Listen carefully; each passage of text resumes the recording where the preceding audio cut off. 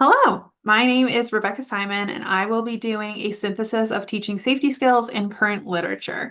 I'm doing this as a PhD student at Capella University for single subject research design class taught by Dr. Cheryl Davis. Before we get into it, I just want to review some of the things that we'll go over today. We'll talk about the types of safety skills discussed. We'll go over the social significance and the statistics surrounding these safety skills. We'll also go over the background of the safety skills literature.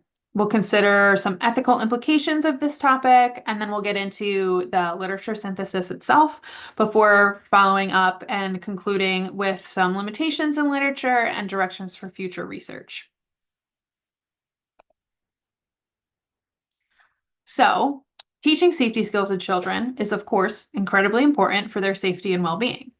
Some of the potential safety skills that we're going to review today include and are not limited to water safety skills, abduction prevention skills, fire safety skills, terrorism awareness skills, firearm safety skills, poison prevention skills, and allergen awareness skills. The statistics showing the need for safety skills in these areas is alarming. So, for example, the Red Cross in 2025 shared that each year in the US, about 4,000 people die from accidental drowning. However, the Columbian Mailman School of Public Health in 2017 noted that this is even more likely for children diagnosed with autism spectrum disorder, and that they are approximately 160 times more likely to die from drowning compared to the general pediatric population. Additionally, in 2024, the National Center for Missing and Exploited Children tracked attempted abduction incidents involving 712 children. The Federal Emergency Management Agency, or FEMA, in 2023 noted that 282 children aged 0 to 14 died in a fire in the U.S. Additionally, the U.S. Fire Administration in 2025 found that children aged 0 to 19 made up for 12.7% of all fire-related injuries in the U.S. Comer and colleagues in 2009 shared that while the exact amount of children impacted by terrorism is unclear, that many children experience indirect exposure to terrorism over the media. Wilson and colleagues in 2023 also found that unintentional injury is a leading cause of death of U.S. children and adolescents aged 0 to 17 years, and firearms are often a leading injury method. The United States Consumer Product Safety Commission in 2022 also found that there were 98 poison-related fatalities in children under 5 years of age, and about 68,600 emergency department visits related to unintentional poisonings. The Centers for Disease Control and Prevention in 2017 found finally that food allergens are responsible for about 30,000 hospital visits and about 150 to 200 deaths every year in the US. So these statistics kind of are a bit jarring, but I wanted to share them just because it demonstrates the need and the social significance of teaching these safety skills to children. These skills can be taught with a variety of methods. The most common one is going to be behavioral skills training, or BST, which most research was built upon a seminal article by Milton Berger and Thea Stuffy in 1988, where children were taught the difference between safe and unsafe touches using BST, or behavioral skills training, with a curriculum in order to reduce instances of child sexual abuse.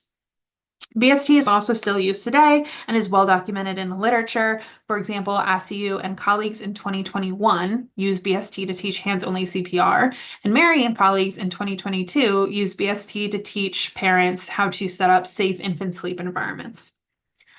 Sometimes other methods are also used with BST, for example, IST or VSM. Novotny and colleagues in 2022 used BST and IST, which is in situ training, on parent-implemented teaching of firearm safety skills.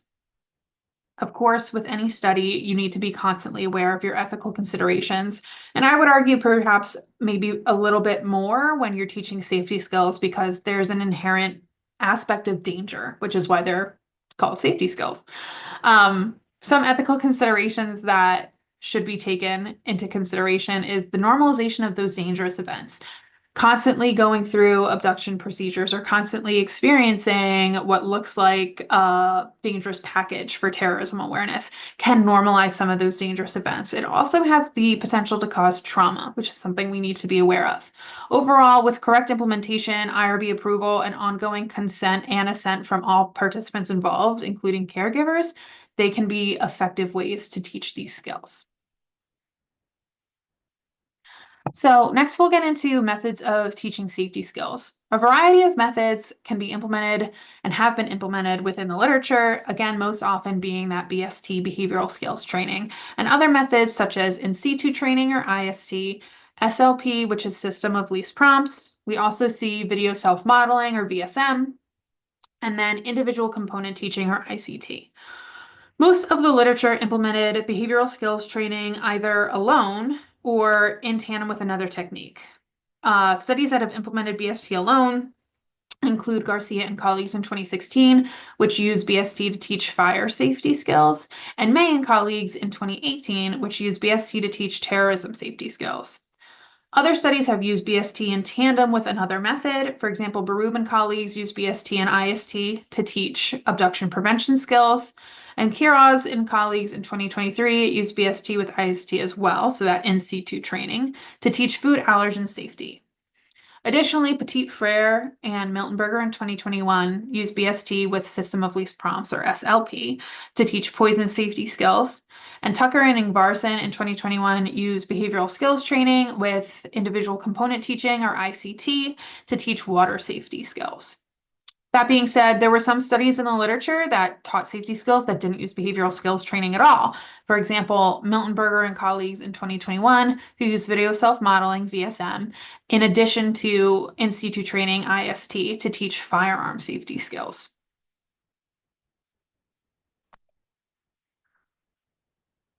The safety skills taught in the literature are often comprised of a variety of tasks that need to be completed and are not just one thing in order to have the safety skill. And many of these skills also had common themes. One of the most common themes that I noticed throughout the literature was going to inform an adult or asking for help if possible. Many studies used this. So Barub and colleagues, which focus on abduction prevention, included informing an adult of potential abduction. May and colleagues in 2018 included informing an adult of a suspicious package. Miltenberger and colleagues in 2021 included informing an adult if they found a firearm. Similarly, Petit Frere and Miltenberger in 2021 included informing an adult if they found medication. Kiraz and colleagues in 2023 included informing an adult of their allergies and if they would or would not be eating a food item based on the contents within the food item. Calling for help was not often seen, but it was demonstrated in Tucker and Ingvarson in 2021 when they were doing water safety skills, teaching somebody to essentially tread water wherein approaching an adult is not possible. They were taught to call for help instead. Additionally, many studies had a consistent number of steps that needed to be completed. Barub and colleagues in 2020 had 3 steps, which was refusing the abduction lure, leaving the area, and telling an adult. Miltenberger and colleagues in 2021 also had 3 steps, which was recognizing a firearm without touching it, leaving the area, and telling an adult. Petit Frere and Miltenberger in 2021 also had 3 steps, very similar to Miltenberger and colleagues in 2021, which was recognizing medication without touching it, leaving the area, telling an adult. And Kiraz and colleagues in 2023 had 3 steps, which was to identify whether allergens were present or not, inform an adult of allergens present or not, and then to avoid allergens by either eating or not eating the food item. However, despite the fact that many studies have had the same amount of steps every single time, some studies had a variable amount of steps based on the environment when the trial started. For example, Tucker and Ingvarson in 2021 had a step where participants needed to roll onto their back if they fell into the pool face down. However, if they fell into the pool face up, they didn't need to complete that step. Additionally, May and colleagues in 2018, participants responded differently based on their determination of a safe or an unsafe package, which they were taught with discrimination training based on variables such as location and appearance of the package.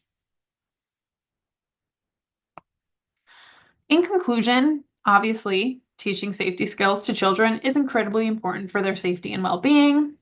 Across these studies, there were some common limitations. Some studies, for example, only included neurotypical participants, such as Barub and colleagues in 2020 and May and colleagues in 2018. Additionally, Barub and colleagues in 2020 and Tucker and Ingvarson in 2021 only had one gender of participants within their study, which was males. Some studies only used private settings and had little to no testing on generalization to public or crowded settings, like Berube and colleagues in 2020, Petit Frere and Miltenberger in 2021, and Tucker and Ingvarson in 2021. Finally, there was a lack of generalization across stimuli, and very specific stimuli were used in some of the studies, such as Garcia and colleagues in 2016, Miltenberger and colleagues in 2021, and Quiroz and colleagues in 2023. Some considerations for future research would be incorporating neurotypical and neurodiverse populations, including those that are neurodiverse with a variety of communication needs as well. Oftentimes, studies that included the neurodiverse population had a requirement that they needed to communicate vocally. And a lot of the neurodiverse population does not communicate vocally. They might use sign language, they might use picture exchange communication system, they might use an AAC device, anything like that. So to see the research expand into a variety of communication methods would be really beneficial. Another potential direction for future research includes using behavioral skills trainings or related methods to teach a variety of other safety skills, such as school-based emergency preparedness protocols with students in special education. Events like weather drills, intruder drills, and evacuations are often not conducted enough for special education students to demonstrate mastery. And this is something where these methods of teaching might be beneficial. Overall, the synthesizing process was originally intimidating as I'd never done anything like this before, but it was ultimately really beneficial for me to understand the literature and truly understand it and not just complete a literature review. This will be beneficial for me as I continue to dive more into this literature as I work with these students and teaching them safety skills. Here are my references. I do have 4 slides of them. And thank you so much. If you have any questions, please let me know.